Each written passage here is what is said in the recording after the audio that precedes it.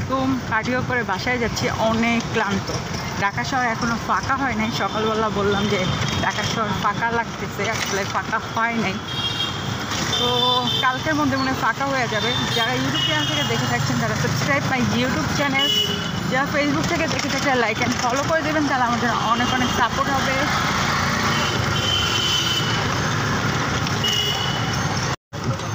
সবাইকে ঈদ মোবারক। জানি না কালকে কার্ডিও করতে আসবো নাকি, তো অ্যাডভান্স ঈদ মোবারক সবাইকে। যদি কালকে আসি তো আসলাম। ওইটা একটা ভালো, বাট আমার কাছে ব্যবসা গরম লাগতেছে, কেন জানি না। আর আমার যেহেতু অ্যাজমার প্রবলেম আছে, এক কান বন্ধ হয়ে গেছে ঠান্ডার কারণে, কি বলবো আর।